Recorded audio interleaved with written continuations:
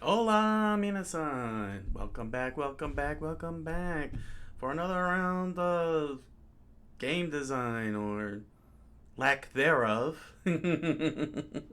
uh, today is just a hangout. It's just a hangout. I'm taking a bit of a breather from Savagestrikers. I pulled it up just in case. Here we go. Here we go. Yeah, so I pulled it up just in case, yeah, just in case, you know. But basically what happened was I found a discrepancy in the rules. Well, not so much in the rules itself, but more or less, um, a contradiction with the effects in the game in relation to the rules. So my brain kind of went. It deflated like a balloon. Like somebody sat in my brain and made a farting sound. Let me just give you a quick look at what I'm talking about here. Let's see here. All right. So let me roll this up. Let me pull up the list. Here we go. Here's the primary list. All right. So let me scroll down. Let me scroll a little further down. So I've been updating this to correct the discrepancy, but to put it succinctly, where is it? Here we go. So right up here, wake up. So wake up says discard one move in your hand, stand as card. This effect cannot trigger. So that sounds pretty normal, right? Pretty normal for the thing. But the problem is that in the rules, during the neutral phase, um, you have to play 5 sets. As you can see here in my diagram here, in the neutral phase, you're playing a maximum of 5 sets. That means you're going to be playing 5 cards for this round. So basically, the 5 card minimum was due to the fact that uh, the heavyweights like Brock and Angela and them have a minimum of 5 cards. Well, not minimum, have a maximum of 5 cards in their hand. So the 5 card limit when playing sets revolves around them. So what happens is, um, because they only have 5 cards, if you play Wake Up, okay. So let's say for example, uh, during sets, okay, during sets you play a move card as Brock, okay, and you fail. Okay, let's say you fail. You activate your card, the move card. You discard 1 card from your hand. So now let's say, okay, let me roll that back. Let's say you have 5 cards in your hand, right? You got 5 cards in your hand.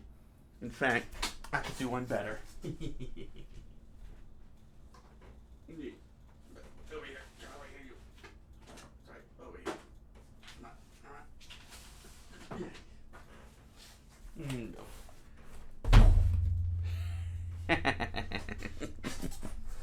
All right.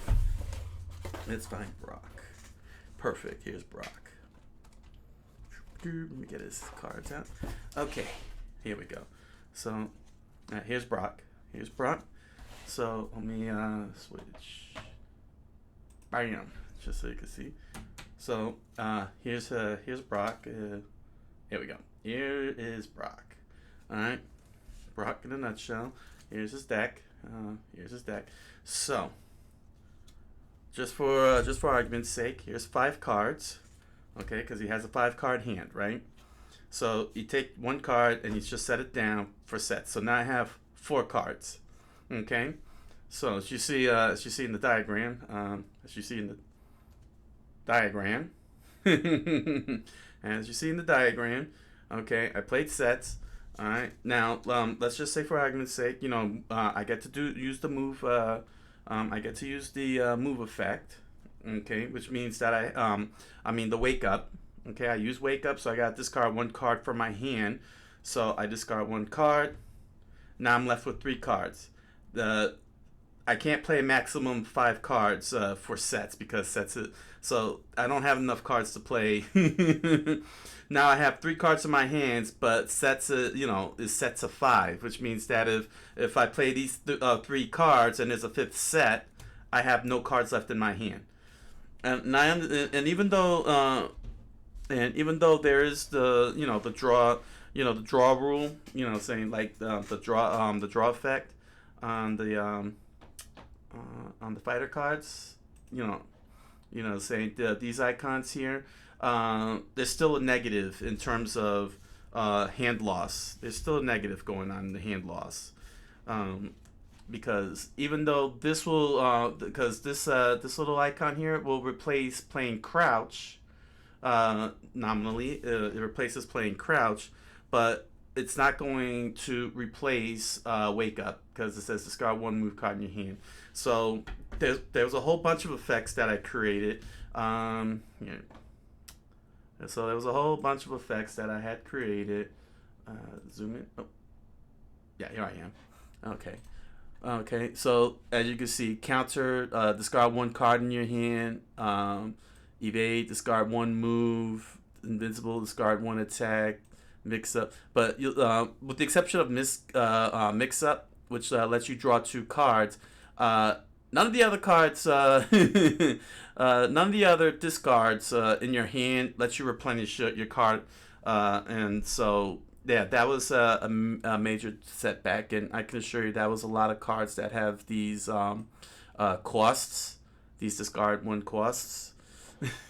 So it really messed up a lot of things. So I had been updating it. The first thing that I had to do was get rid of evade because it wasn't working out the way it was supposed to. Discard 1 move card in your hand. Subtract 2 frame arrows from this card. It didn't work out the way it was supposed to work out. And again, the discarding of the card from your hand kind of hurt it. So in a sense, all of these discard cards. Well, not all of them, but majority of them was hurting the whole process with playing sets because you got to have 5 cards to play sets, to play 5 sets no matter what, and the heavyweights have a 5 card hand limit. So that's what the sets really do technically revolve around. Well, not necessarily revolve. Well, it revolves around them because they have the lowest hand. But there's more to sets than that. But I'm just saying in terms of mechanics wise, part of it. So yeah, that's so that means I had to go through all 492 cards to try and tweak these up and everything. So yeah, I got rid of the evade completely, and as you can see now, so let's see here.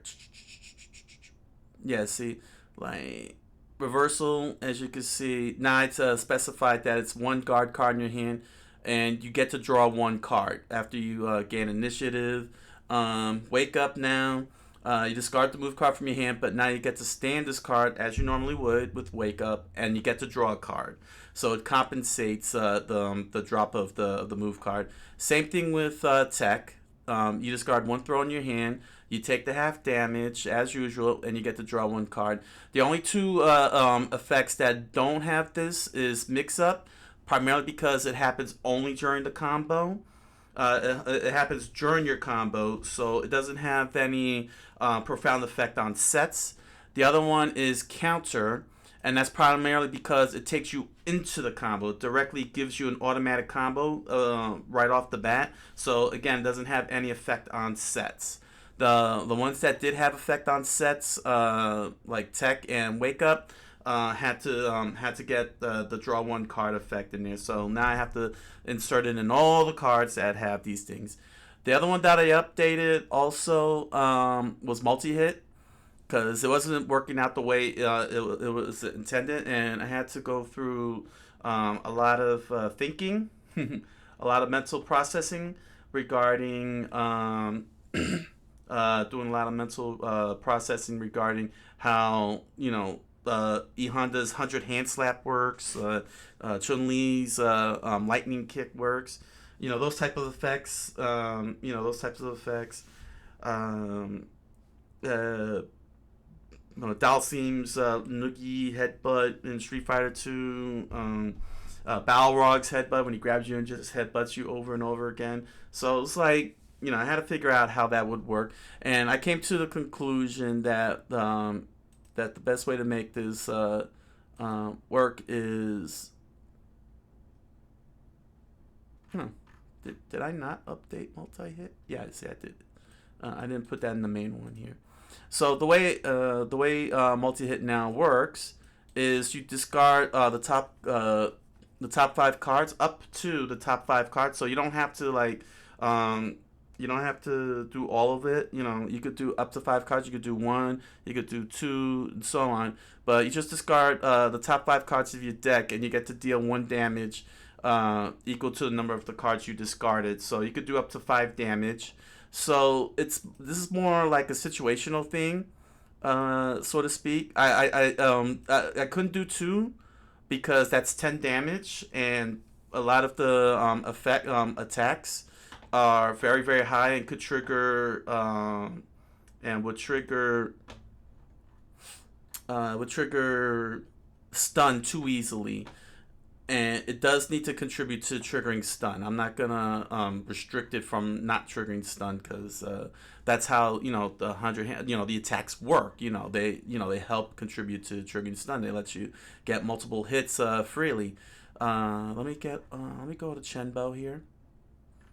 So yeah, see, if you see Chenbo, Chenbo has 12 damage.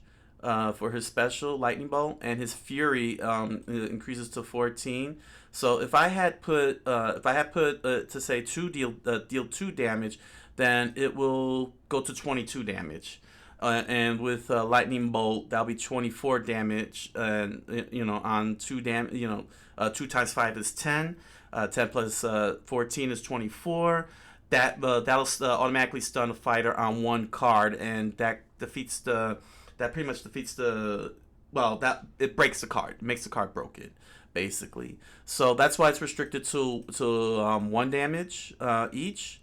And what's good about multi is that it is flexible. So if you're like trying to score a stun, and you could get a stun, you just need just a couple extra hits, but you don't want to say play Electro Shield, which is a whole 11, just to do 2 damage.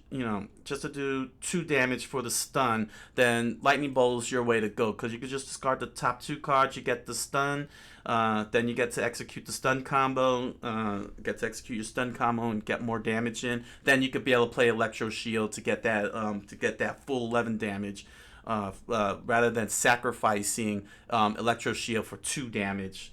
So it's got a nice little flexibility. I think that the adjustments could come a long way. Let me see here. Did I get multi-hit? Yeah, see, like maybe flexibility could come for cards that have low damage output, like Chokehold. Maybe I could do the 2. I could give it 2 damage.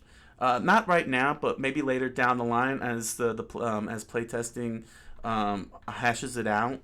But I could see that. But I could see increasing it to 2 damage, depending on what type of damage output. See, like this here would be fine. Knee slam getting a normal throw getting 2 damage, because that's 21, and the let's see, what's the minimum stun? The minimum stun defense is Killian. So he's got 21 stun defense. So he's the only one that could actually get stunned off of 1 card. But if it's Chenbo 11 plus 10, 21, you'll be 1 short. So you'll have to play a full card if you want to get that stun off on Chenbo, if that's what you want. So I don't know. I don't know. It's gonna take a lot of play testing. Perhaps the stun defense may have to go up a bit on all the fighters. Probably minimum, maybe 25 to 30. It'll all depend in the end on how much the damage output comes out. But I'm definitely not gonna change the damage output itself. If I could just increase the stun defense and make it a little bit more palpable to get. But that would also mean that Brock will be clocking in at 30 stun defense. So you have to really get one heck of a combo going and a mass amount of hits, amass a really lot of hits to stun him. Which might be a good thing because that'll keep him under control. But that's pretty much in a nutshell what happened here. Um, I had to fix this up because the costs, the effect costs, discarding cards from your hand was disrupting the flow of playing sets in of playing sets here. Let's see here. Yeah, playing sets because there's five maximum, and you gotta have 5 cards to play 5 sets, straight up. So yeah, that's pretty much it. So yeah, that means that I've been updating. I've been updating all the fighters. I got up to Nagisa now, to update. So yeah, my brain my brain's a bit on the burned out side. I mean, it may not seem like much, but it is a lot. You know, between the 12 fighters in relation to the number of cards that's gotta get up there. That's gotta get put into here, and so that actually slowed me down which now kind of also adds to the inflation because in simulator tabletop simulator, I brought all the cards over. You know, all 12 decks are in there, and now I have to do this all over again in order to update the cards for tabletop simulator. So that's why there's no tabletop simulator on tonight because it's just pointless for me to demonstrate and move around when the game when the effect costs. See, like sweep here, discard 1 attack in your hand. Your opponent discards the top card, the top 2 cards of their deck. There's no code. Yeah, see that has to get fixed too. Mm. Is there a reason why? Did I fix that up? Discard the top card of your deck. Yeah, see. Yeah, see, things like that gotta get fixed. And there's no card draw to this one though. Mm, your opponent discards the top card of their deck, and you draw 1 die. Yeah, so draw draw 1 card, and your opponent discards the top 2 cards of their deck. Yeah, that's a little better.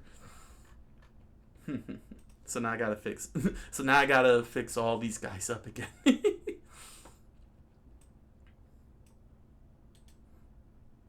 Yeah.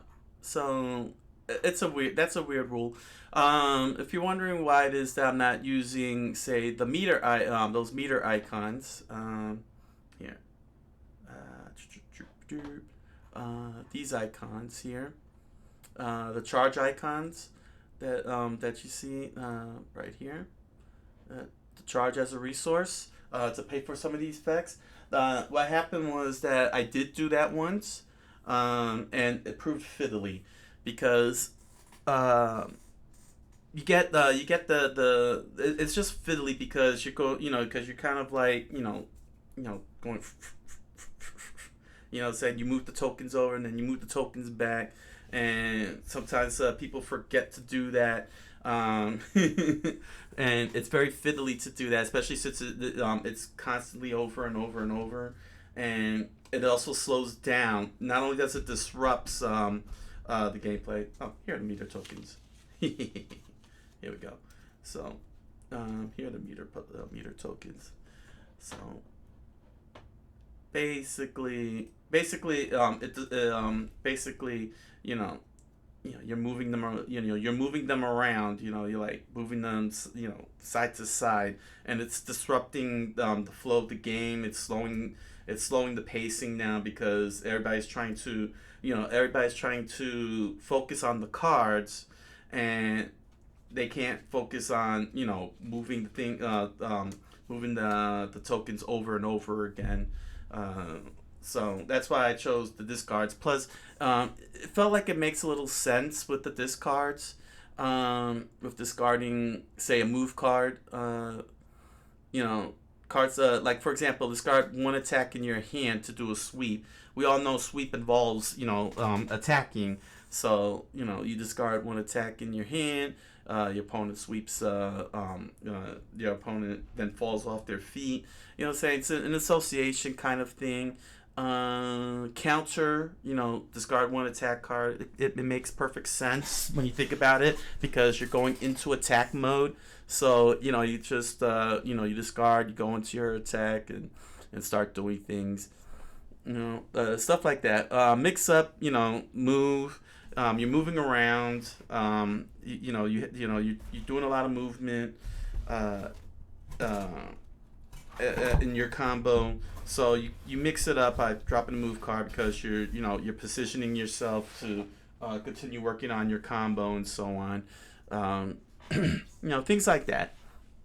So it made a little sense, but then ultimately, ultimately I found that yeah, let me see here. Here we go. Yeah.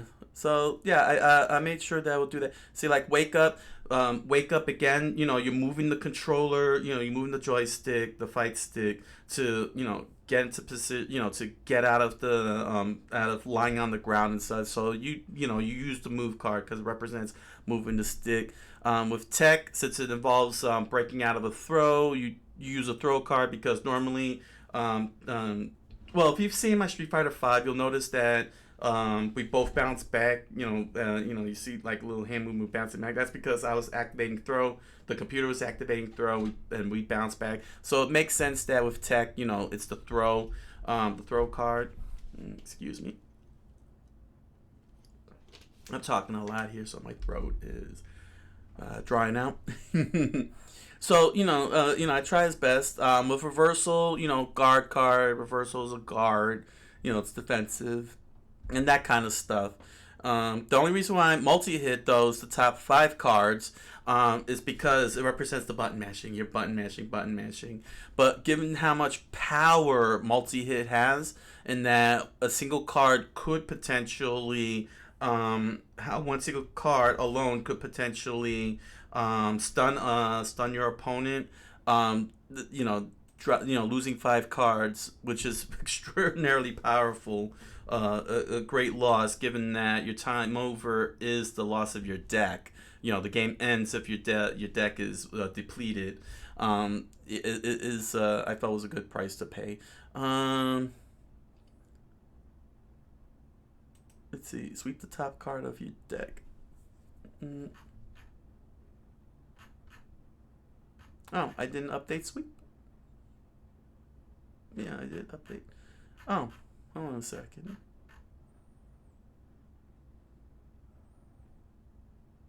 Right. Uh, no. Draw one card and yeah, I gotta fix that up. So now I have to fix all these guys up that have sweep. So it's only Takashi, huh?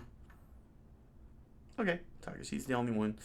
I'm probably gonna forget. So, but yeah, that's basically what happened. So yeah, this is it's kind of burning me out. I'm just nitpicking here if you don't mind, but yeah, I'm just gonna sit here and stare at the moon for the most part. But. Mm, but yeah, this was a major setback overall.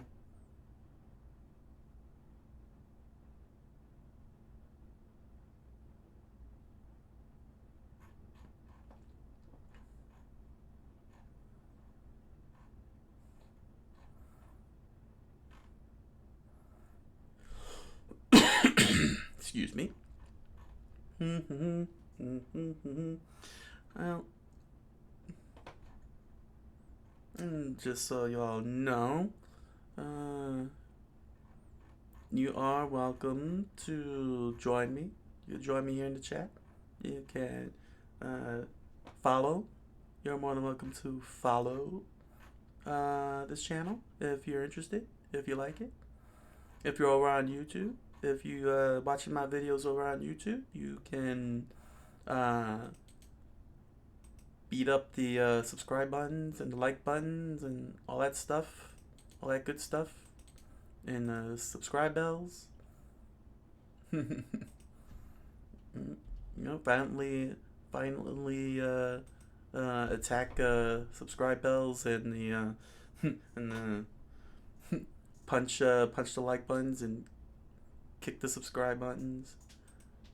I don't know what it is. You know, what it is about that. You know, I'm not a big fan of saying those things. I mean, I'm sure it works for them. I just don't have the energy. You know, if you're gonna do it, you're gonna do it. You know, I don't know. I don't know what it is. The logic behind it. Every time I hear the explanation about why you gotta keep mentioning the subscribe bell, it's like I think they know these things. Perhaps it's because maybe they're looking for something else out of it. I mean, viewers know how to hit the follow buttons and the subscribe buttons and the like buttons and the follow buttons. They know how to go into chat. It's like, you know, why keep bringing it up? My viewers are not dumb.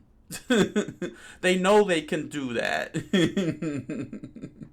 They know they can do that. I think I should have a little bit more faith and confidence that they will do so if they really if they really want to. And I know there are people coming in because every time I go into Twitch and look, I see their viewers, you know. It may not be 1 million viewers, but I know there's people, you know, dropping by, and it's like, you know, if they want to come in, they could come in. I don't need to tell them. They're not, you know, my viewers are not dumb. They're smart people. They're probably smart enough to run away from this channel. Be like, this guy's crazy. He's creepy. Let's run. I'm an okay guy. You know, it's up to you to decide if I'm an okay guy. That's just my biased opinion. I'm an okay guy. I'm biased. If you're wondering, yeah, these are all the other fighters, but their decks are out of date. In fact, even these decks are out of date now. These two, because they're the most recently printed out. So, yeah. Yeah, this is Savage Strikers in a nutshell. Let me raise this up here. In fact, let me switch the screen here. There we go. Yeah, this is Savage Strikers in a nutshell. Ignore that. Yeah, this is the whole entire game. That's the whole entire game, all in sleeves. Of course, so it's not as thick as you know, not as much as it looks, but yeah, there's 492 cards clocked in here. That's the entirety of Savage Strikers. Yeah, you know what I'm saying? Like, you know, here's Nagisa, you know, it's like, we believe you. No, you don't believe me. Here we go. See, here all the fighters, you know, their proxy arts. The lamps are pretty bright. There's nothing I could do about the brightness of the lamps. There's nothing I could do about the brightness of the lamps. But yeah, to go back to my point, I just can't figure out. I mean, I've tried. You know. It's like it's a little weird. I try to be as creative as possible with, you know, asking for your follows and your chats and your likes and your subscribes and your notification bells and all that. But at the end of the day, you still got to decide. and I can't force you. Gotta do it. You gotta do it. Oh my gosh, he's pointing a gun in our head. Do a Blazing Saddles. Subscribe or else you go. Oh, please, somebody do it. And then you got that lady like, would somebody please help that man? what an awesome movie, man. Mel Brooks and Richard Pryor, man. That was a great combination of writing right there between the two. Cleavon Little, man, and Gene Wilder. Highly recommended. Highly recommended. So, yeah. I'm just nitpicking today because my brain is burned out. Knowing that I gotta put these cards back into Tabletop Simulator once I finish updating it. Sweep. Yeah, sweep is the top card of your deck, ironically, because that's how your opponent discard the top two cards of their deck. I don't know, discards or discard. I don't know. I don't trust the Microsoft editor. I'll let actual editors proofread my statements here. Let me just scroll here. Let's see. And no, there's no music. With the advent of the copyrights, it's very, very difficult now to put music on because I don't know if I'll get slapped with a strike. Which is funny because I have my own theme song, which I wouldn't mind getting having to get slapped with a strike.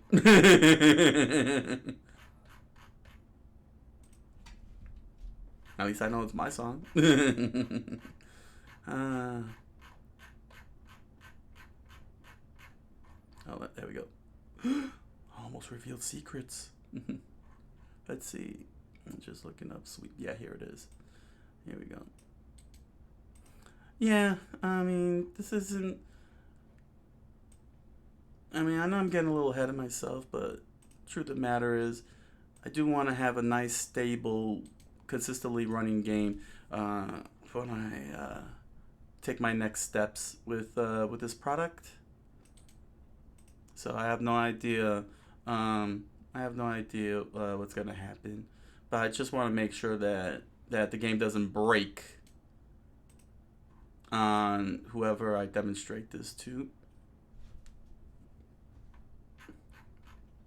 Thankfully, I got Tabletop Simulator now.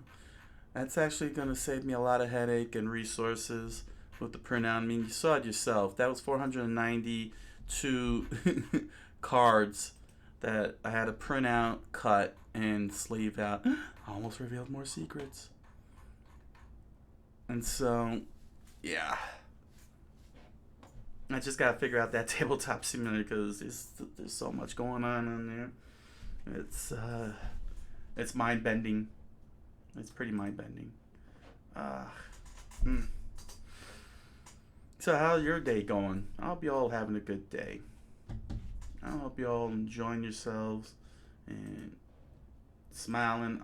I'm hoping y'all like my videos, although I'm a little disappointed that my videos can't stay on Twitch forever.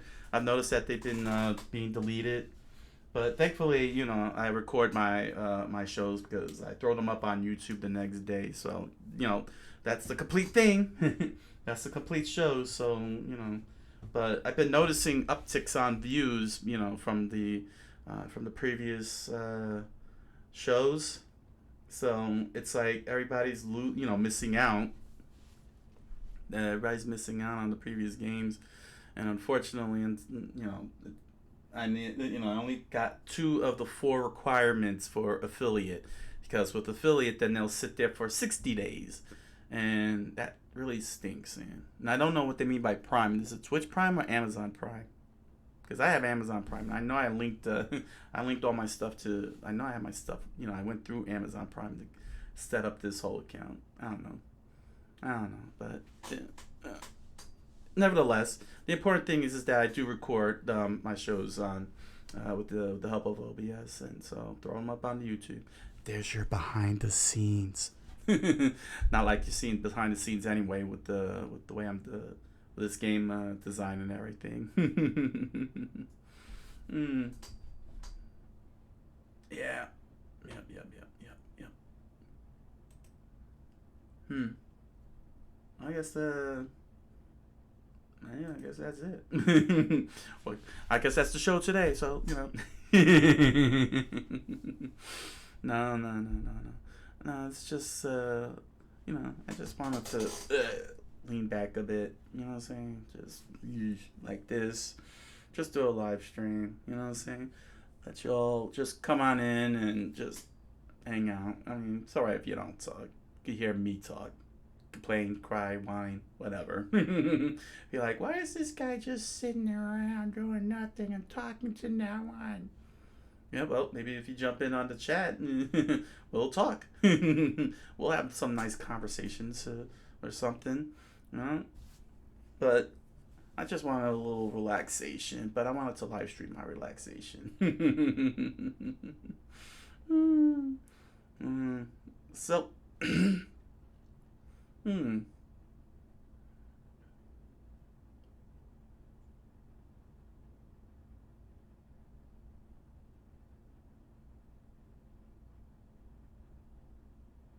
his eye is twitching. So, how do you like the logo, the new logo up in the marquee? Normally the marquee up on the top right there. Well, I started off with maybe I could pull this up. Let's see here. I should be able to pull it up. Yeah. So marquee, used to be just the name of the show. As you can see there, it would be that. When it's Splatterbomb Lounge, it would be this. You can see up there. But now that I got my official company logo, going with this. Yeah, I started off with just those two. These two logos here, Splatterbomb Lounge and Freelance Gamer. Then I decided to switch over and started doing the game marquees, like this one here, Under Night in Birth, just pretty big. Some of them get randomly big, like Game & Watch Gallery, so you all would know what game I'm playing, so which makes perfect sense. But now I got the company logo, and I wanted to stick to the company logo in this instance here, across all the shows. I don't know. I mean, I wouldn't mind a little opinion. The whole entire concept was to have the Japanese characters for Coqui-san right up there. And I got these aren't just ordinary brackets. Originally I would have was going to use the brackets, but it was just like basically what these are, these two little L's here that you see, it's actually pretty common in writing in Japan. They're the parentheses. They're the Japanese equivalent of parentheses, and basically, yeah, it's a little weird, but I did use it for parentheses. I did use the parentheses for the design. It has a very nice look to it and everything. Yeah, nice look to it. I thought, okay, that'll be cool to apply for the company's logo and such. So I just went with that. And I looked at a lot of Japanese logos, and honestly, I wasn't sure if I needed a design, if I really needed any kind of design, because this name is just so dang unique on so many levels. It just, I mean, I look at Coca-Cola. I look at Coca-Cola. They don't have any character or anything. Why? Because it's such a unique name. It's one of a kind, Coca-Cola, and they didn't need it. They just fancy it up and such. So I went by their example and just did this and just drew it between these brackets, and miraculously I was able to do the Japanese characters in the proper Japanese format. Well, I mean, Japanese could do it horizontal, but vertical is the most common direction when it comes to their writing structure. So I threw it up there. Katakana is Koki, and Hiragana is San. So and just keep it simple. I picked the color green because the green is the color of the frogs, and being that Coqui is named after a frog, the national frog of Puerto Rico. You know what I'm saying? And not only that, but it's a very easy to pronounce word, Coqui and san, of course. I took that cue from Nintendo's Wii because I remember reading an article about the Nintendo Wii, the naming convention, and they pointed out that the reason why they picked the Nintendo Wii, the name Wii, is because it was very easy to pronounce across multiple languages. So I took that into consideration, and even though this was already planned for years, that I was going to use the frog name Coqui. It was just a matter of application, for a final company name. But it helped me in terms of sticking with it. The Nintendo Wii name and the reason behind it helped me double down on Coqui, selling for Coqui, because as you can see, it just only requires two katakana, two easy katakana letters in Japanese, and using san, because it's an awesome name, Coqui-san. And I applied that to one of my characters. That I named my character Coqui-san, the Ronald McDonald of my company. Even though Handy is supposed to be the mascot, Handy is supposed to be the official mascot. Here we go. Bring him over here. Oh, no. Sorry, he's blocked out, huh? He's blocked out. All right, let me scroll him up. Yeah, so here's my Ronald McDonald. Here's my Ronald McDonald. But Handy, there we go. Here's Handy. Handy really supposed to be the mascot of Coqui-san.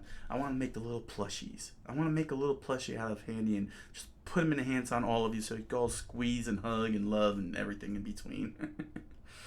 But yeah, that's yeah.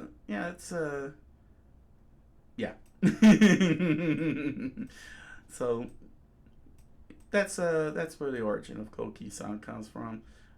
It's just an easy to pronounce and easy for a Japanese most importantly to pronounce, hands down. Very easy to pronounce and so on. They won't have any trouble at all. And I really, personally, I do like the logo. It's just straightforward and simple. With the characters inside the brackets next to Coqui-san inside the brackets. And I did take a good look, just to understand basically what I'm trying to go with Coqui-san here, in terms of the meanings and such, because in Asian cultures, the frog is actually a symbol of good luck and prosperity, and Coqui is not only national frog of Puerto Rico, but basically the frogs represent the voice of Puerto Rico, in a sense. You'll probably hear, there's a I don't know if the phrase is still being used, but basically, the voice, it's like, since the Coqui frogs are very, very small and the island is also very small, but the Coqui are very, very loud.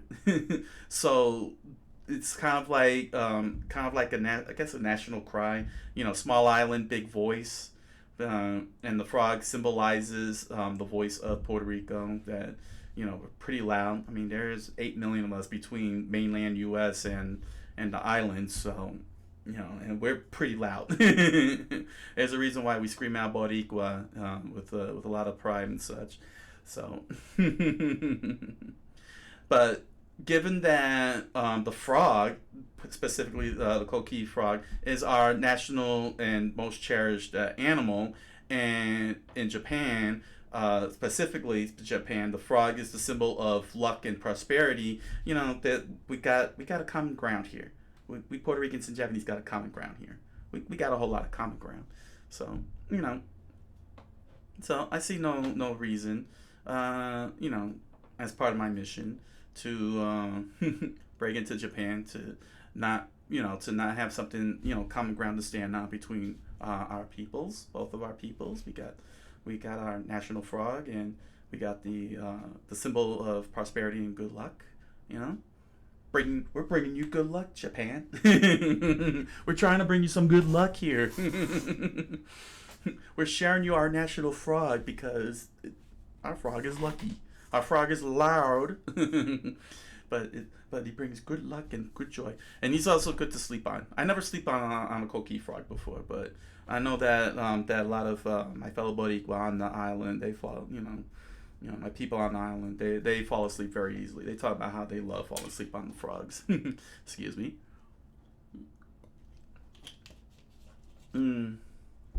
Yep. So yeah, that's the whole mission. Bring the good old company over to Japan, and get these nice little products going. For the people of Japan. Hence why we need the frog. Because we're not bringing bad luck to y'all. My company is not bringing bad luck. We're bringing you good luck, some good prosperity for both our people. So you're probably wondering about this whole little spot here, this area to the right of the screen. Yeah, that's the fish tank. I call it the fish tank because that's pretty much what it is. If you've been watching Splatterbomb Lounge, or if you've been watching Windy all the way here on the top right next to the rose, running back and forth, yeah, that's how the fish tank's supposed to work. It's a bunch of fishes running around. That's why it's called the fish tank. But if you want a slight demonstration, let me see what I could pull up here. Let's see.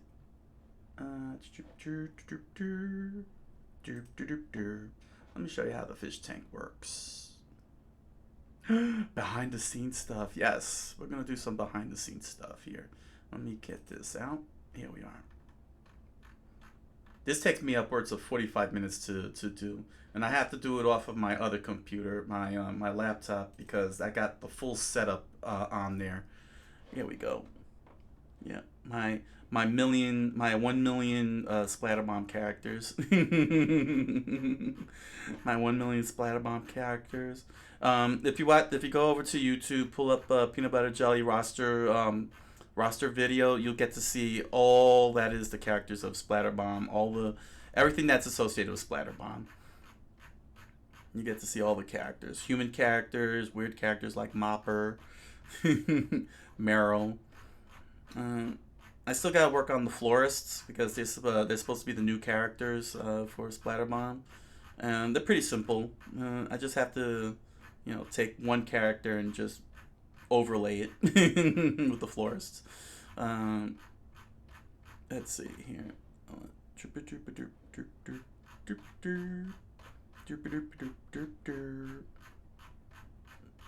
Sorry, it's taking a long time because that's how many characters I got. Here we go. So here it is. This is the fish tank in a nutshell. So let's see here. Let me switch over. Bam. So yeah, this is it. So if you're wondering how it is that I got the characters moving around, basically what I do is I take ye old snipping tool that you've seen me use, and here we go. Let me move that over. So let's just say, for example, here we go. I copy this, I paste this. Okay. Well, you know what? I'm going ahead of myself here. So let's say, for example, I got this here, right? Make sure I don't have any weird stuff. So I start off with the first frame, which is, let's just say this is the first frame. Okay. So normally I would set up characters here, but let's just say This is the first frame. All right, and then I do this here. Although I try to be a little bit more specific, more accurate, like with the borders and such. And so here it is. Here we go. All right, and then I hit save. So let me more behind the scenes stuff. Yeah, I'll just jump over here. Nah, you know what? You know what? I'll just throw it up here for now. Hey, go back. I said save. Okay.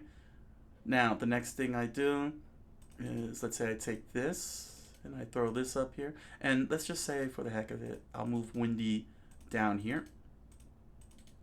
Bam. Okay.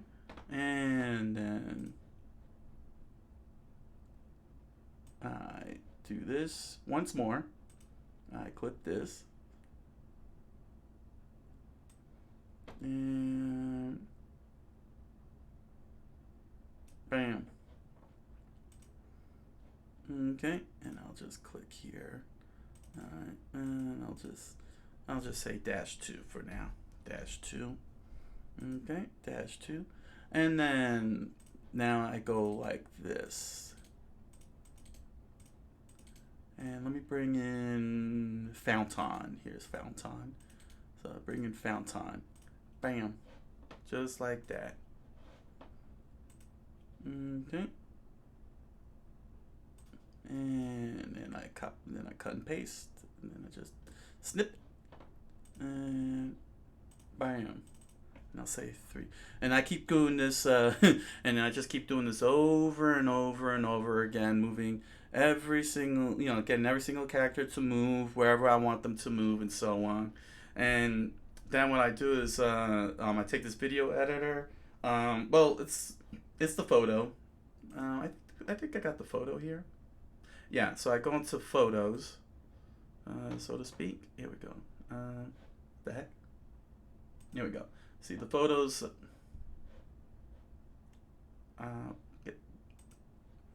Okay, well, thankfully the photos are here. So I go into photos, and as you can see, they have the video editor. So I just click in the video project like that. I hit add from this PC. Oh, great. Hold on, let me move this over here. That's too much information being dispatched there. Here we go. 1, 2, 3. And I throw that up. So there they are. Throw it down. Okay. And then let's see here. And then I just put in the duration. In this case, 5 seconds here. All right. And I'll set this. I'll set this to 2 minutes. No. Just like 2. So now there's 4 minutes, and so there's 4 minutes here of this going on. So what would happen is, and that's it. that's how it animates, just like that. 1 frame per second. I put at 0.5 so they can move a little faster, but yeah, that's how they animate. That's how they get animated. I didn't even realize I still that I have it here. That's good.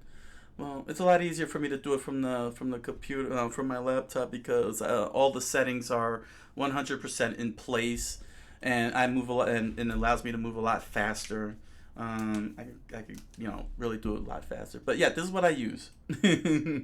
So you can see the characters are moving around. In fact, let me do this for all of you. So just for the fun of it, here we go.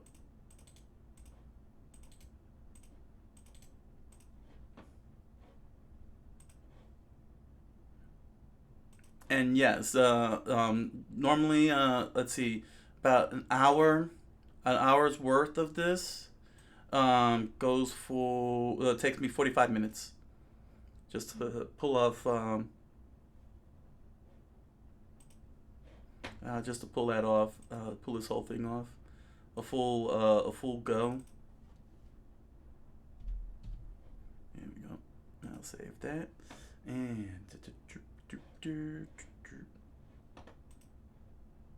There we go.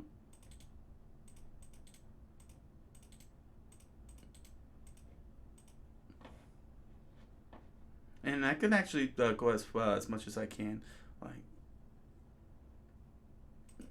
you know, I mean, I could do 2 full hours, but it's pretty big. And what happens is that originally I had this, I would have them set to um, 1080p, but I found that that was contributing to the video stuttering during live streams. So I had to cut it down to 540p, and I felt that was okay because even though it's part of the whole thing, overall it's not really what you're there for. You're there for watching me play games and do character voices if you're interested in any of that. There we go. And there we go. So now it's back to 4 minutes. So now this is what it looks like. So for 2 minutes, you stare at this flat screen, and then bam, and then this. Oh, I got it backwards. Oops, I have it backwards. Hold on. It's 0.5, and this is 120. Here we go, 120. So there we go. And now this is what it looks like. Yep, that's the fish tank. And then you watch the characters move around along the way. Mm-hmm. And then I set them when they get to their positions. That's when I give them their designated time, which in Splatterbomb Lounge is normally 10 minutes. The longer the video, the longer they sit. I would say 10 minutes. I just do it in 10-minute intervals and then loop all the way back. So loop all the way back. So what would happen is that I would send them back to their original positions. It would look something like this. Let's see here. Not this one. Here we go. This one. Here we go. If I want to put them back into their original positions, just like this. There we go.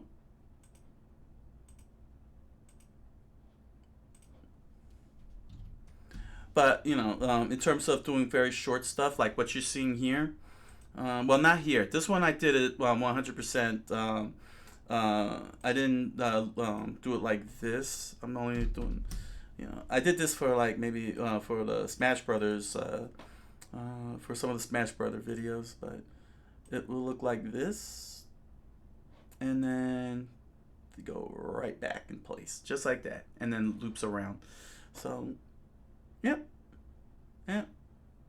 And this was just only 1, 2, 3, 4. Well, that's because I shortcut it, but I usually just do it straight up from scratch. That's like 90% of the time. 90% of the time I just do it from scratch right here, straight out like that. I don't copy paste what's already on there like I just showed you there. But it is possible for me to do, but I prefer not to do that.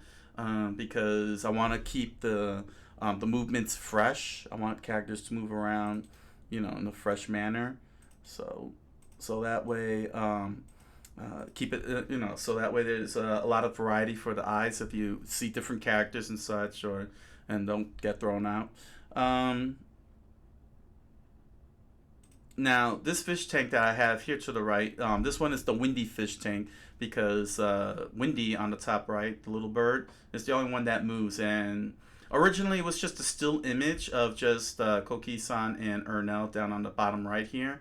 But what I did was I decided to put animation to it. See, Windy just moved. And I just put Windy on there so that way there's some movement in the fish tank rather than no movement in the fish tank. So at least there's some type of liveliness, so to speak, in the fish tank. So that's yeah, that's pretty much why Wendy's there. That's why Wendy's there. Here we go. I don't need to keep that. There we go. And move the snippet tool. So yeah, that's the fish tank in a nutshell. Let me save this here so I can have it ready for Splatterbomb Lounge.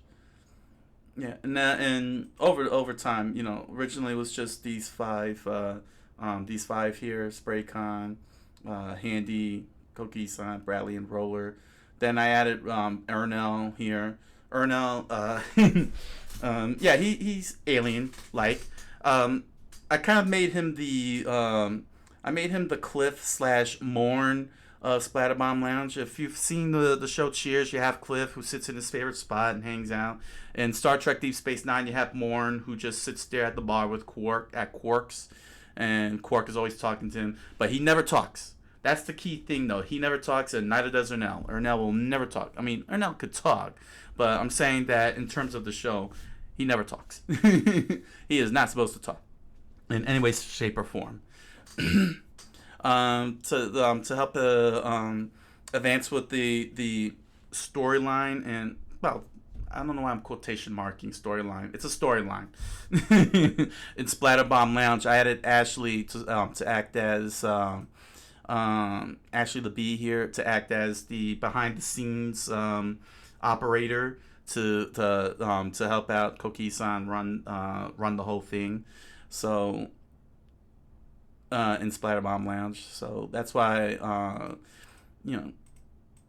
she's there. And unfortunately, I can't get a good girl voice going. If you probably watching, the Final Fantasy VII playthroughs, yeah, it's a big struggle, especially with Red Tie, because Red Tie's supposed to be the Alexa Siri of the show.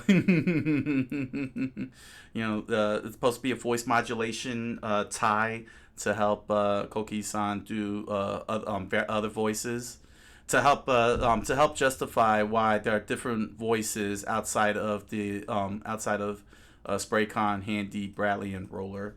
But unfortunately, I can't get Ashley to speak because I don't have a genuine girl's voice. But if ever that day comes and I get a female on the show, I doubt it. I doubt it. I doubt it. Yeah. Ashley's gonna have to sit in silence, but it makes perfect sense anyway when you think about it because she's behind the scenes basically running the operation. So she talks, but you can't hear her because the microphone doesn't pick her up. So I try to play that out. Yeah. Maybe I should update the info all talk. Yeah, you know what? Let me just add that to there. All talk.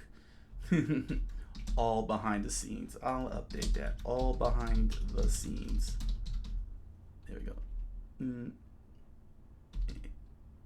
I'm misspelling scenes. How do you spell scenes? I'm misspelling scenes. There we go. Scenes. There we go. I'm just gonna update this here. All talk, all behind the scenes. Done. There we go. There we go. I updated that. Who knows? Somebody might stumble upon me and be like, what do you mean behind the scenes? Even though they're missing out. But at least they'll get to watch it, the recordings for the next 14 days. Twitch.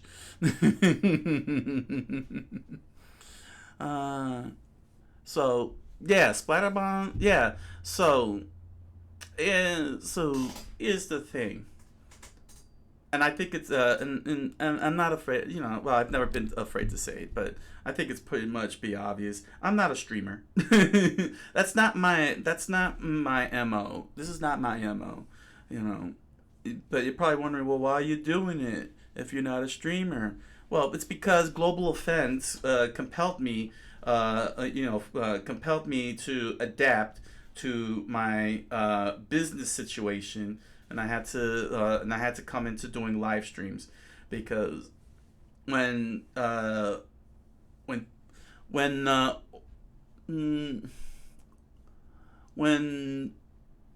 political decisions are made, and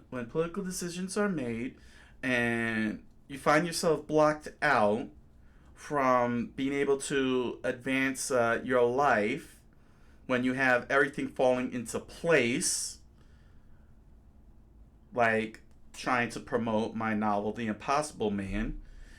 You gotta find, you have to figure out a way to adapt and find alternative routes to ensure that you can try and garnish your sales of your novel, like The Impossible Man. So I had to, so I had to figure out, with the limitations of travel, uh, which is thereof non-existent during the past 2 years. I made the decision of doing live streams, and I figured that since I have so many video games, and I'm not lying when I say I have so many video games, as in,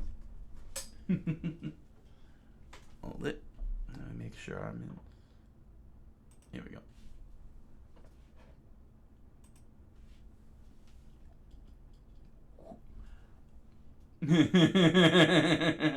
This is just one side of the. This is just one side. Yeah. So when you have a library like this, and you've been doing that, doing all of that all your life, it only makes sense that you would live stream what you're strong at, and that is video gaming. Here we go. Here we go. And don't get me wrong, I'm not, I don't have charisma. I don't feel I have the kind of charisma to pull off, a Let's Play live stream. And if you've watched a lot of my videos, yeah, I'm not really a hardcore gamer, but playing video games is, the one thing that I knew that I could do with regards to doing a live stream. There were other alternatives, there were other options I could have done. Like I said, this type of videos that I'm doing here today, where you see me doing behind the scenes stuff. I'm doing game design and everything, but it just made logical sense for me that since I got all these video games, that I would do a Let's Play. But the problem with doing a Let's Play is that, well, everybody's doing a Let's Play at this point. You know what I'm saying? Like, there's the whole couch, sitting on a couch and playing the game has been done to death. And I know that there's a lot of people, I understand there's a lot of viewers out there that doesn't have a problem with that because it's all about watching the gameplay. But I also know that it's competition. Let's face the truth. It's competition. I'm competing against other Let's Players for views, and sometimes it may not be enough to just sit and couch play. Maybe for 100 people that's enough, but for another 100 people, they're like, can we see something other than couch playing? A person sitting on a couch and playing, so, and I'm watching people trying other methods, to really draw in, trying to stand out and draw in. And that's why Splatterbomb Lounge happened. It benefited me in two ways, though, in this instance here. Let me see if I could, let me pull this on. There we go. So it benefited me in a couple of ways, and one of those is because of my board game, Splatterbomb. All these characters that I created and all these characters you see here. Well, this is not all of them. This is just most of them. I got a lot more, but I got a lot more drawn. But since I got these going on here, I figured, saying let me put these out into the forefront and make a show around them. I probably may not need it to do the whole storyline thing. In that sense, what I'm saying? But I thought it'll be cool, taking inspiration from Mystery Science Theater 3000 and Riff Tracks, to have them, just mess around and whatnot. I voiced the four characters, and I am aware of the VTubers out there, and I did take a look, and I did do a little research on it, and I could do it maybe, but I think that it was in my best interest to stay focused on the big thing. What is the primary objective, and that is uh, getting this published. So getting this published had to be top priority. But the whole point was to try and market Splatterbomb and any other properties I got going that are currently active and not in the queue, resting in the queue. So that way I can get things going, and with that, that's why this company ended up happening in the end. The company was pre-planned 10 years ago. Was it? Yeah, 15, 20, 11 years ago. We're in 2022. Yeah, 11 years ago.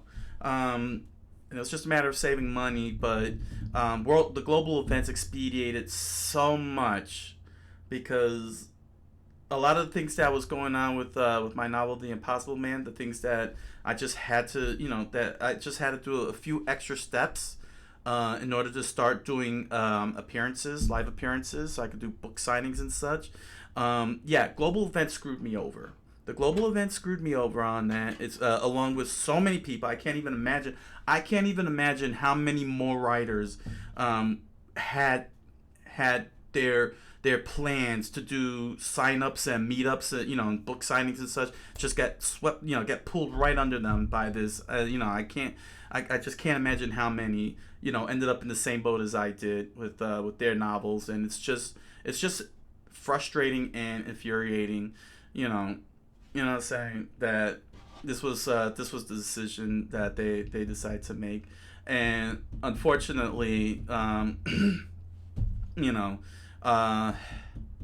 they felt that this was the right way to go. It was the right way to go, and yeah, lives were getting lost. I don't know if this was, I don't know if me personally this was the right method to dealing with the issue of the global events, but they felt this was the direction. We as a society all gave it a shot, myself included. It's like, let's give it a shot, let's see what happens, and it ended up even more worse than we had anticipated. So it's like more people have started dying. It's like, what are we gonna do? So there was there was nothing much I could do. People were dying left and right. And it's like, geez Louise, saying it's like something had to be done, and we had to try it. We as a society had to try something, and that's okay, because it probably would have been far worse with with the global events than we probably have imagined. I mean, we were just 1 year out from the the turnaround, so to speak. So I just had to do what nature intended us to do, and that was to adapt, and that's why I adapted and started doing these live streams and putting Spider-Bomb on the whole thing. Because what can we do? We gotta figure things out, because the powers that be are trying to save us from death. Most appreciative. The intentions were true. My opinion, though, is I think we could have come up with a far better method than this, but we had to do something. It was very dire. People were dying in numbers we hadn't seen since AIDS, really. Since the 80s and AIDS. And yeah, anything that could save lives. We'll just have to let history do its job in the coming years as to whether this was these decisions were right or wrong. You know, all we have right now is all we're doing is operating on hindsight and with the hands that's been dealt to us. That's it. That's all we could do. You know, that's all we could do. But nevertheless, that's what got me to do the live streams, because I needed to I needed to really push these guys, and I couldn't just push I needed to use it to push my characters from Splatterbomb, my books, my theme song. You know what I'm saying? So, hey, you know what I mean? It stinks. It really stinks, and it really stinks. People needed to be saved. People needed to be saved, and that's the key thing. You know what I'm saying? That's the key thing, is that as many people could get saved as possible. Am I happy with the method? No, I'm not happy with the method, but I 100% understand it, and I stand and I accept that something had to be done, and this was it was a drastic measure, because, like I said, back in the 80s, millions of people were dying of AIDS, and the numbers were staggering. The numbers were staggering the past 2 years, and something had to be done. Something had to be done. And I'll just let historians and the history writers, decide for themselves how to judge what we did with the past 2 years. All I could do is just, say, keep myself and my family as, safe as possible. You know what I'm saying? The people that I love, the people that I care. You know what I'm saying? From, that's all. Give all the support possible. And that's all I got to say about that. Would you like a box of chocolates? My mother said life's like a box of chocolates. You never know what you're going to get. So, me and the video games. If you wanna see how terrible I am, just watch Kid Nicky, all 9 hours of it. And then you can start questioning how it's possible that I could do a 9-hour stream of Kid Nicky Radical Ninja, and you'll get an idea of what type of gamer I am. I'm not your prototypical internet hardcore speed running, one life, 1cc pipe hitting hardcore gamer. You know what I'm saying? That can read the frames. I could read that very pixel frame on the very corner edge of Super Mario Brothers that allows Mario to touch with the very, very pixel tip of his toe and leap 50 feet into the air over the pole and into a minus world. I'm not that type of gamer. I just want to play games and have fun. And I want all of you to have fun, watching me torture myself trying to beat a game like Kid Nicky for 9 hours. And no, I do expect all of you to sit there and say, "Yes, sir! Yes, steak!" I expect those comments, and justifiably so, because you sitting here and you're saying you're designing this card game and you can't beat Kid Nicky. It takes you 9 hours. Yes, it does. But I still beat it, and that's the important part.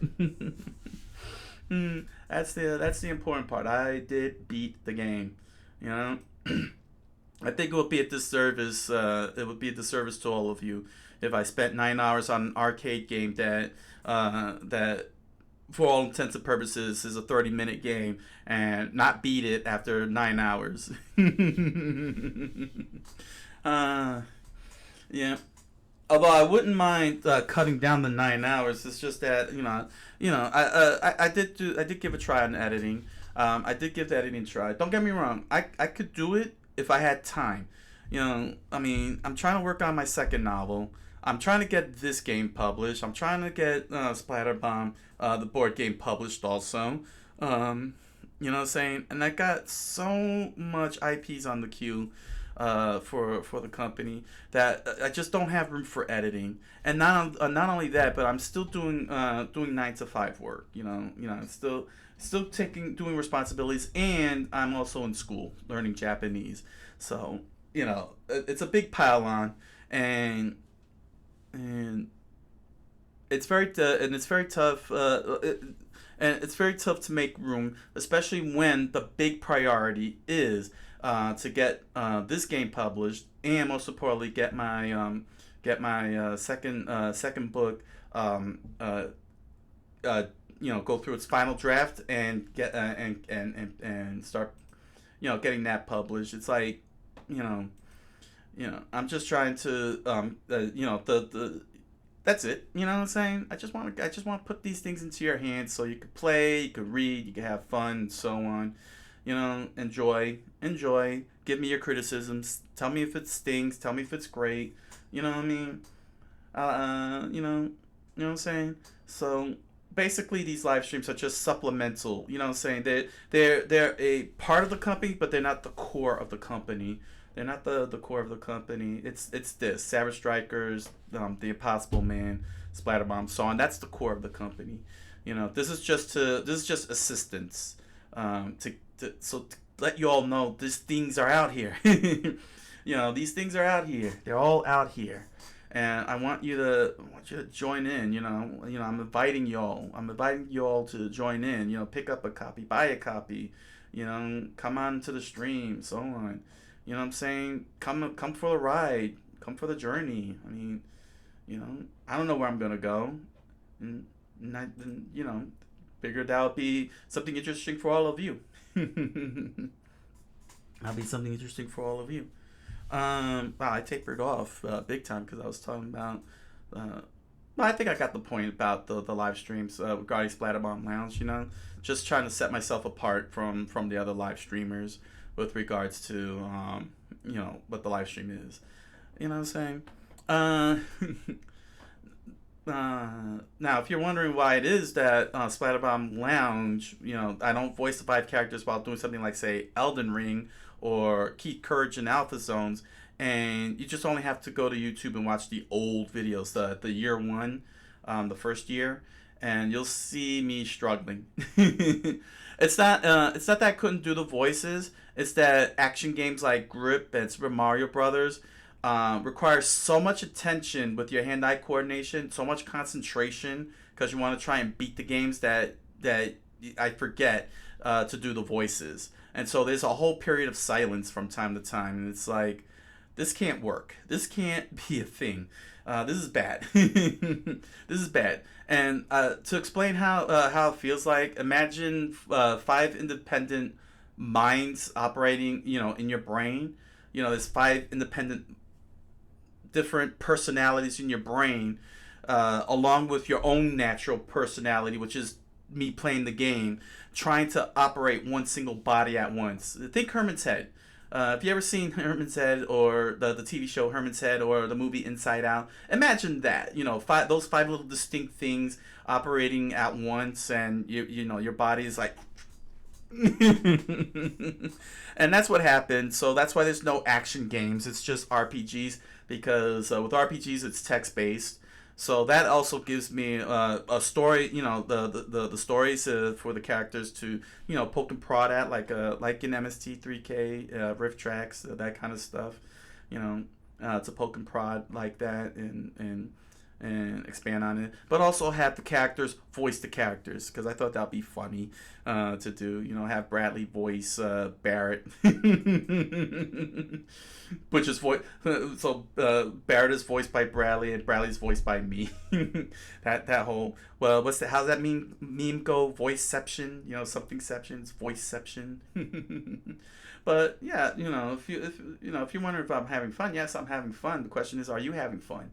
I mean, if you're having fun, I know that some of you are jumping in on the views. I know you all are having fun. So, what I'm saying? Just be nice if, y'all come to the chat room, and then I could have my character's voice and talk to you guys. You see what I'm doing, right? I'm subliminal messaging. Mm, but yeah, looking at those VTubers, it's like wow, whole nother level there.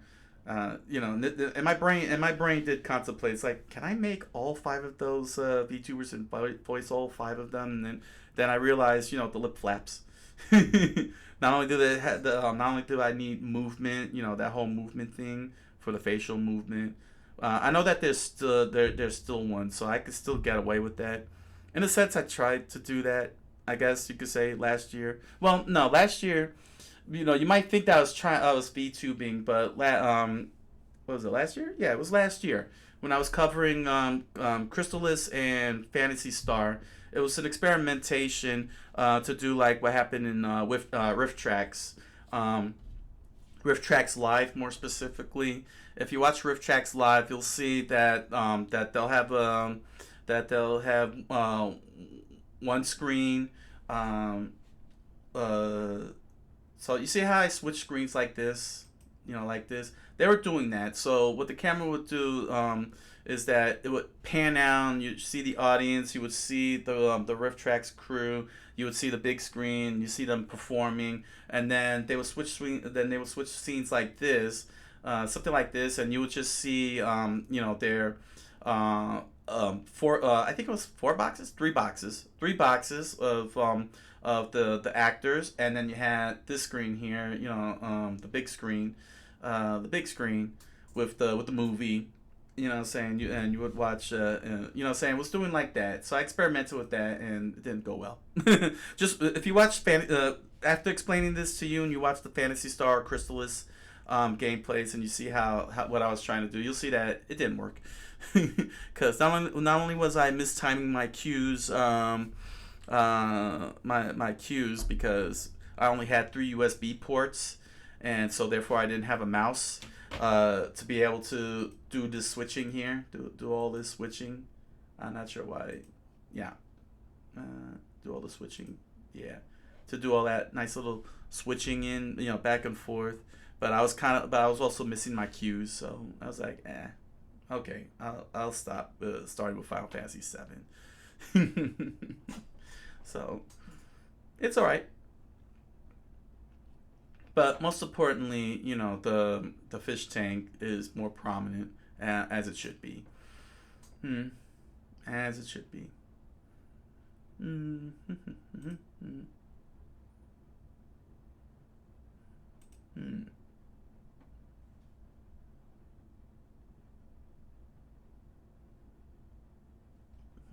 I was just thinking of something and now I forgot it. Hmm. Hmm.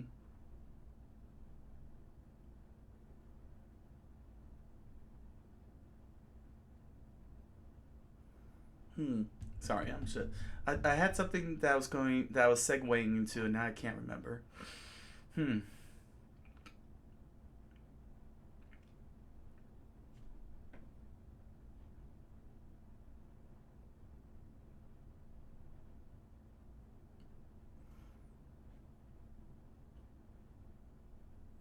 Hmm.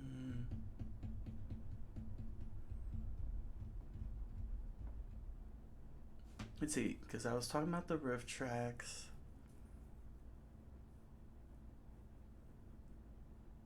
Because I had, because it crossed my mind just now when I was talking about MST3K and riff tracks.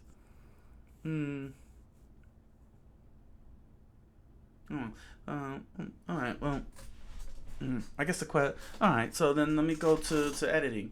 Yeah, I gave editing a try. Oh, now I remember. Okay, but I'll get to that in a second. Editing. Yeah, I gave editing a try.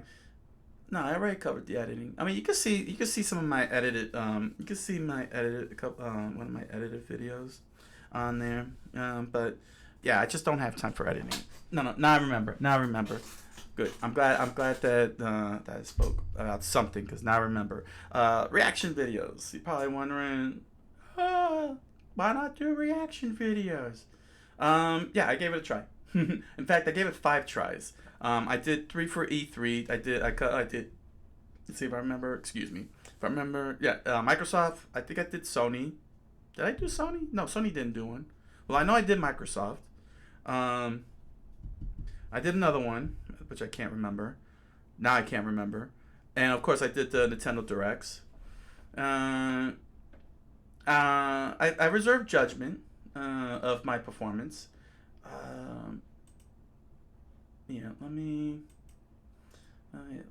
try. I can't remember the videos now. Now I need to look. Hold on a second. Make sure I'm not on the screen. All right, let me see here.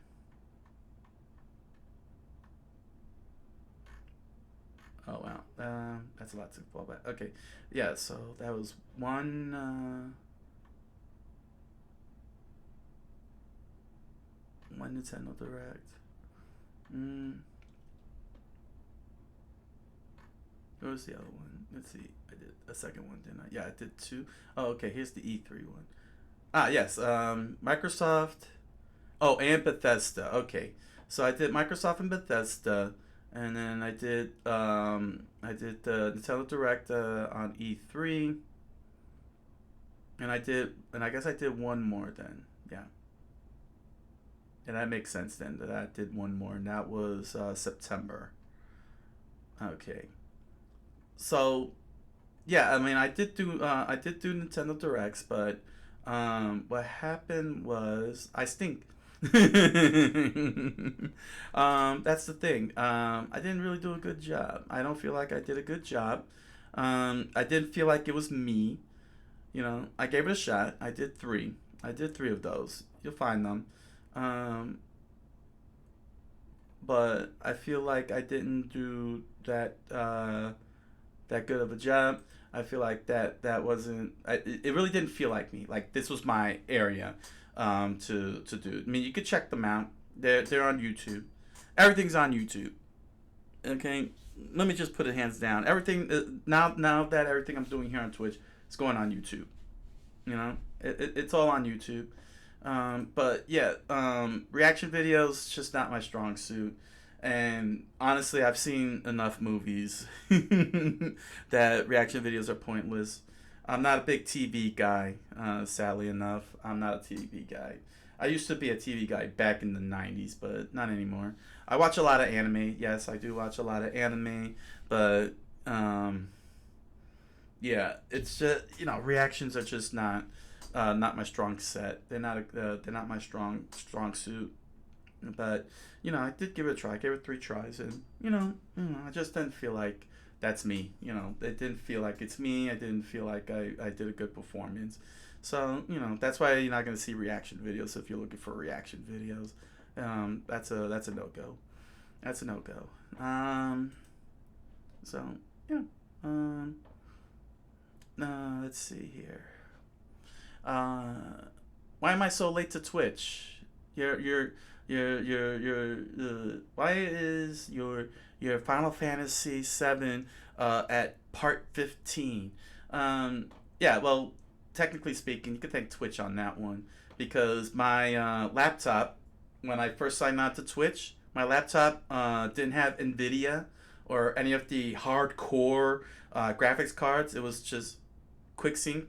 My laptop, that I bought was basic. It was not intended for live streaming because, again, I was focused on this Savage Strikers.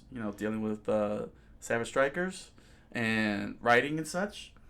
I didn't expect the global events to happen, so I went to Twitch, and Twitch didn't. Apparently, Twitch doesn't like QuickSync.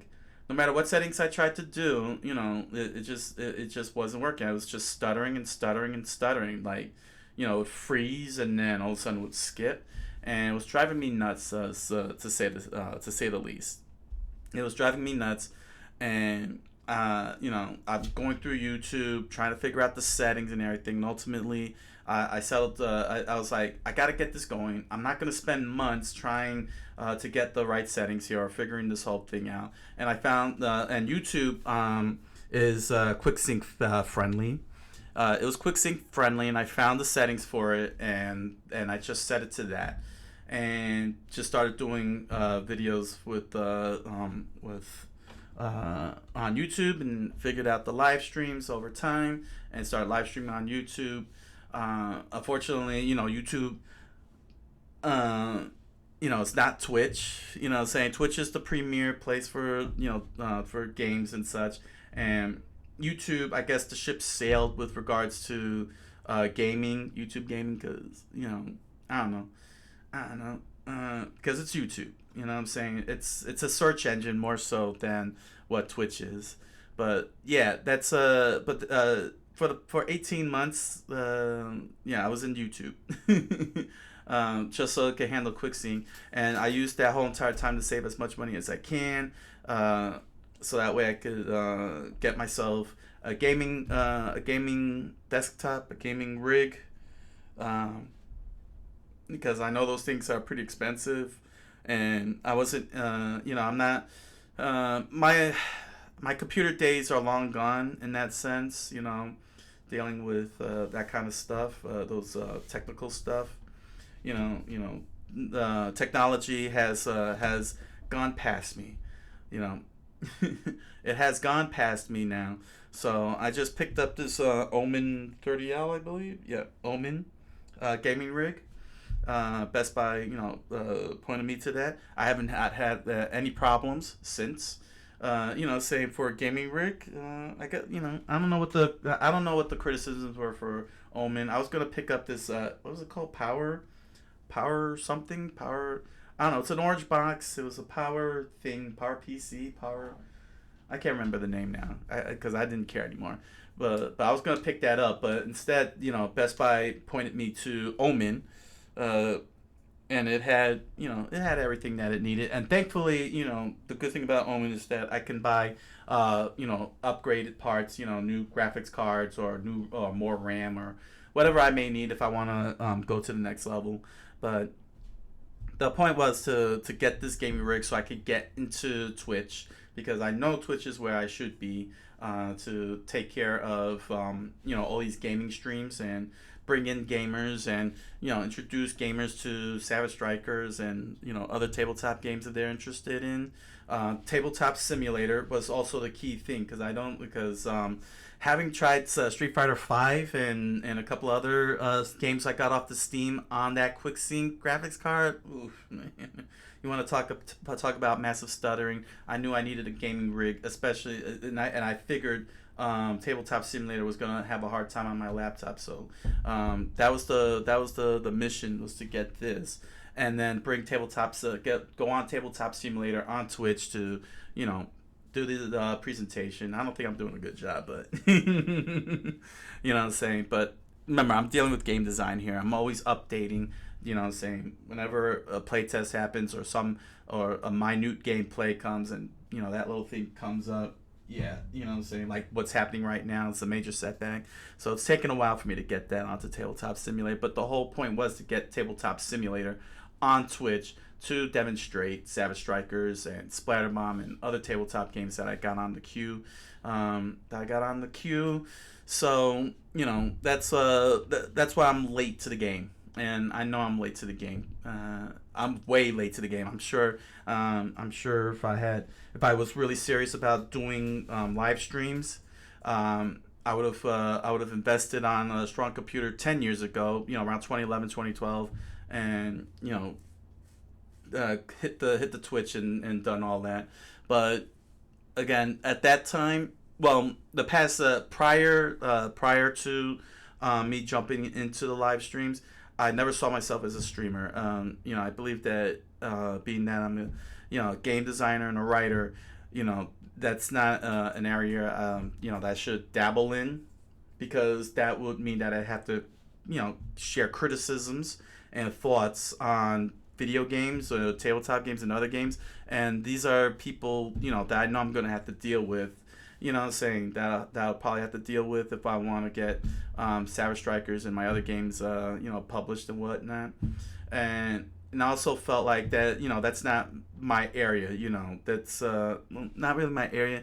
That's not the mission goal. To be a live streamer. It's all about getting this published. So I never tapped into doing live streams, even though I'm sure it probably would be a whole different story if I did do live streams. But I'm a writer and a game designer, and I had to take things into account of what it is that I'm doing here. You know what I'm saying, doing here. And the only reason why I am here is because global events, shut everything down. That means I couldn't go to convention. I could not go. There were no conventions for me to go to, to demonstrate my games. Talk with companies and such. There was no Barnes and Noble or for me to try and set up, a book signing event. You know what I'm saying? Like, yeah. Yeah. But I don't want to go back to that route again. I don't want to go back to that route. But the reason why I've not done the gaming, done live stream games, because this was, I didn't see that in myself, sitting down, playing video games on a live stream.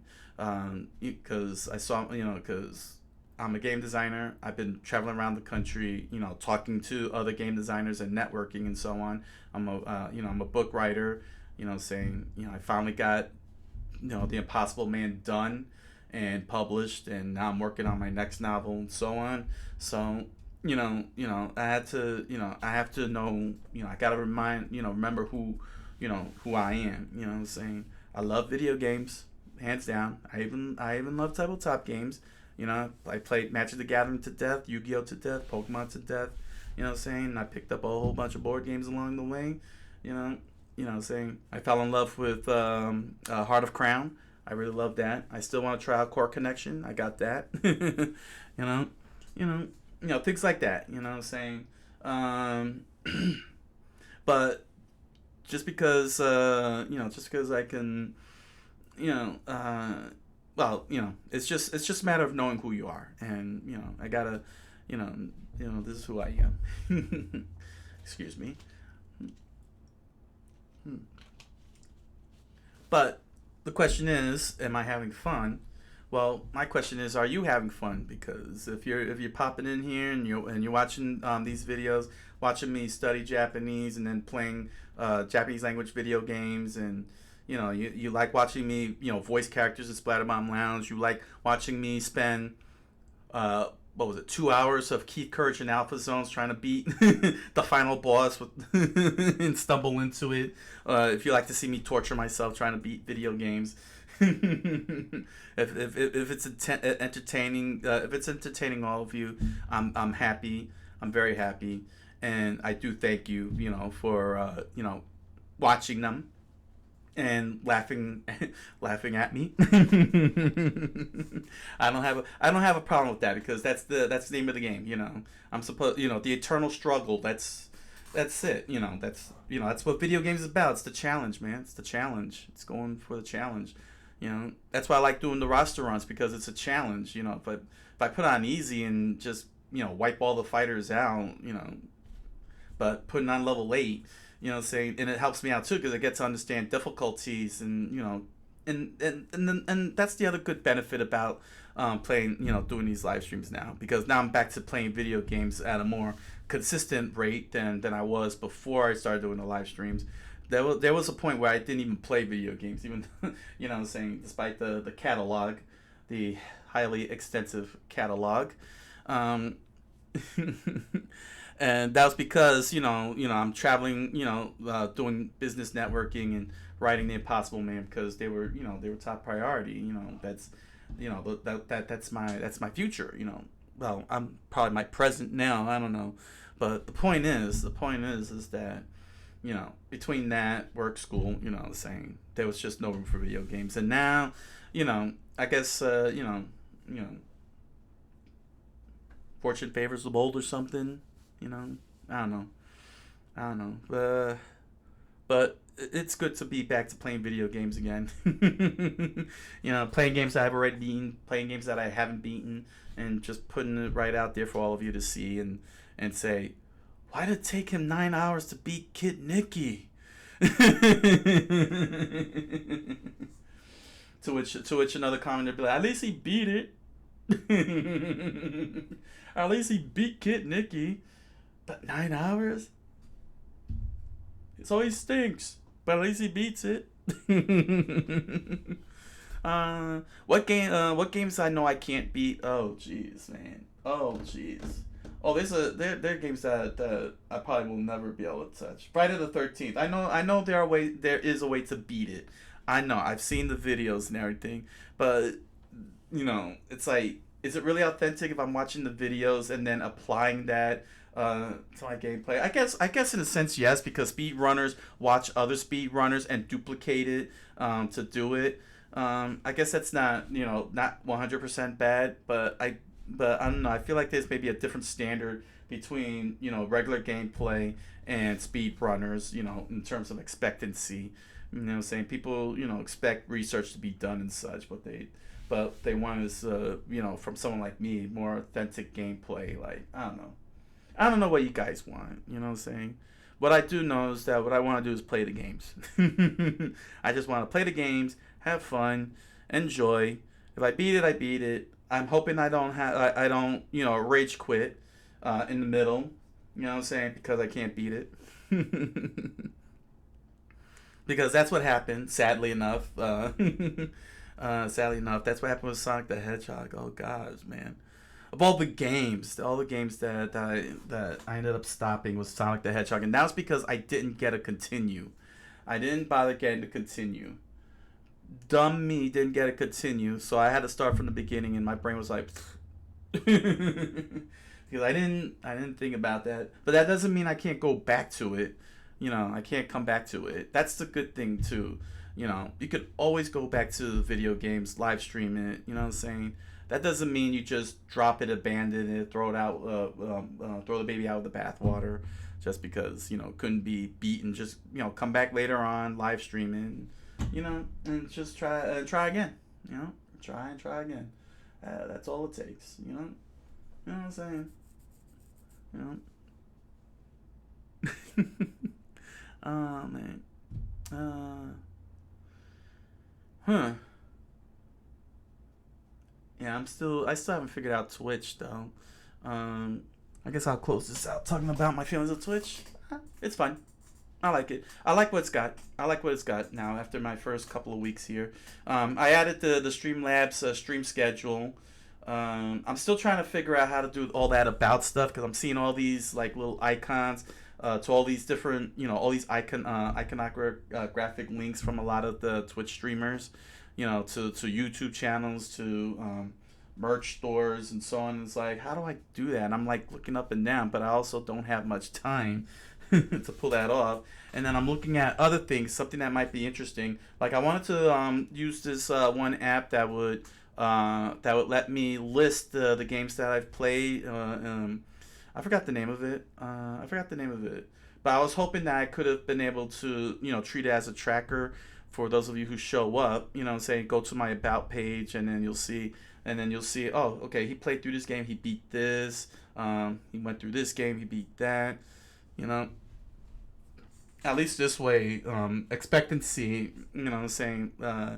I don't know. It just seemed interesting, like some interesting tidbits for all of you. But then I found out that Twitch, after 14 days, deletes the video, and I don't know how to keep it on Twitch. But since I save, I record. I record and stream at the same time, so all of my videos are saved, and I can assure you, the whole entire catalog of videos are well preserved and well stored in secured backups. And every video that I do, I throw them up on YouTube the next day. Here on Twitch, albeit it's not edited. Although I don't know if I really want to edit it at this. I mean, I don't mind editing, but I don't want to get too far into the whole editing thing. but yeah, I toss them up there. Yeah, I still don't know what a raid is or how that works. Manage goals? What's manage goals? Is that something I can actually put up there? Let me see here. Oh, these are. Huh. Let's see. Current follower goal. Based on channels of your size, recommend a goal of one follower. So, what? I post this up and it pops up or something? Um. Huh. Start goal. Goal type followers. Current followers 0. Follower goal 1. Based on channels of your size, we recommend a goal of follower 1. Description, help me to get affiliate. Customize progress bar. This is an example. Huh. Interesting. We got black. Interesting. Oh, okay. This green matches. Huh. Oh, let me see here. Nah. Keep it dark. Yeah. Description, help me to get to affiliate. Should I mark that? I don't know. Help me to get affiliate. I mean, you're already doing that if you just hit the goal anyway.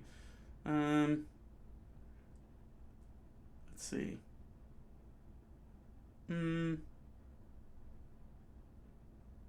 Well, it is optional. Here, maybe if I type this out. Hmm.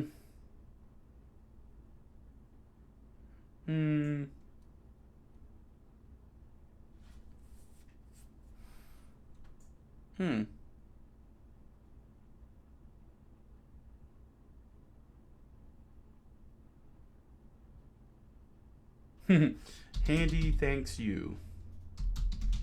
There we go. How about that? Handy thanks you. There we go. There we go.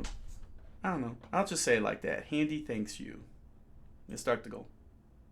Goal started. Oh, interesting. This whole little thing is flashing across the screen. I guess. I have no idea. I have no idea now. I guess this is something I'll have to do frequently. Oh well. But yeah, I need to get my goal is to get my first follower, and Handy thanks you. All right, we'll see what happens there. Probably nothing. I mean, it requires someone to go into the chat room. You know what I'm saying? Just head on into the chat. Who knows? Handy will talk to you. Maybe Bradley. Somebody will talk to you. I will talk to you.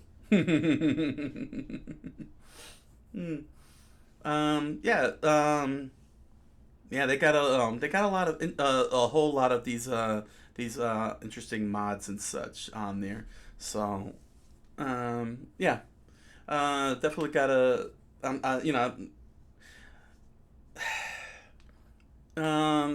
can I put this?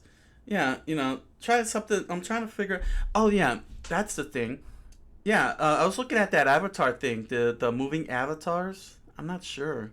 I mean, have you guys? I don't know. See, because if I could find a moving avatar program, because I know that those exist for Twitch.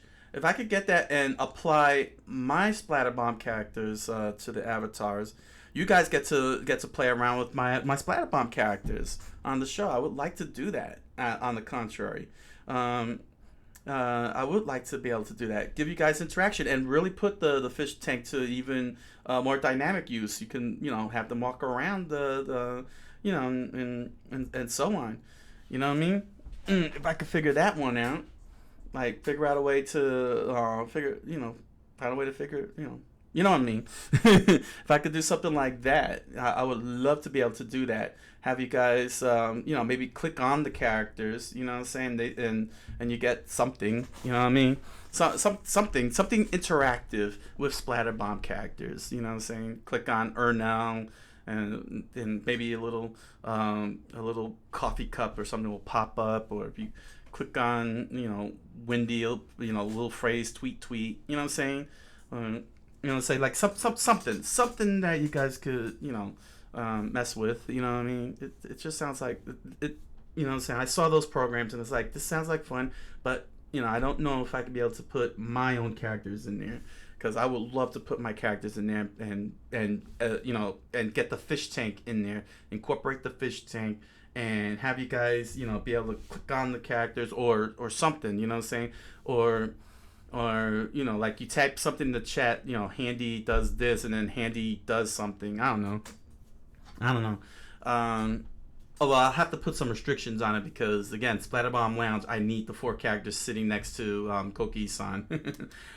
Sitting next to Coqui-san in order to, you know, make the show the show. I mean, it'd be weird if they're running away from the television, and that's supposed to be in relation to where they sit at on the side here. Actually, let me just make sure you under here.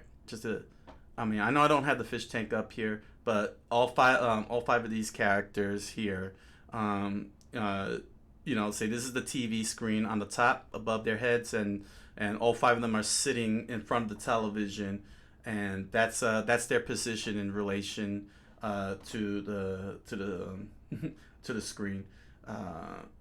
Here we go. Nope, that's the wrong one. Here we go. Here we go. Yeah, you see where Coqui-san is in front of the TV? That's where he is in front of the screen at the top above his head, this big one. So yeah, that's you know. But anyway, you get what I'm saying. You get what I'm saying.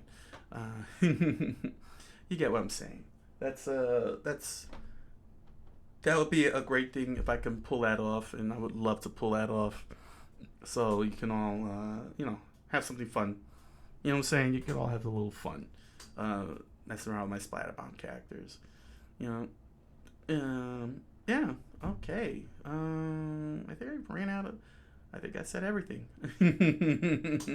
This was a relaxing thing, you know. Yeah, so I'll just have to activate this manage goal, figure out what else I could throw in there. You know, I wish there was some way. You know, so I wish there was like a tracker, a better, you know, some kind of tracker. I don't know. Yeah. I definitely, you know, what can I say? What can I say? I've run out of things to say. Okay. Well, I hope you all had a great time, you know, listening to my rants. You know, had a, you know. Behind, you know, I'm sorry, I'm tripling off because yeah, it's 2 hours now and I've just ran out of everything to say. So I'm hoping that at the very least, you know, I gave you enough intro, you know, that, you know, a little understanding of you know, what I'm all about and what I'm trying to accomplish and so on. I mean, there's a lot more that I have to, you know, there's a lot more accomplishments, but so, you know, I gotta also not put too much on the forefront. I mean, most of it is, you know, behind the, you know, it's really the backdoor stuff, you know, backroom, office stuff. Doesn't need to be broadcast out here. Just what I felt y'all needed to know, just so y'all can, you know, join me, join me, follow me, subscribe, link. Subscribe bell, chat, follow, all those things. You all know what to do. You all know what to do. Alright. So, thank you all for joining me. I wish you all a good night. Buenas noches. And oyasumi nasai.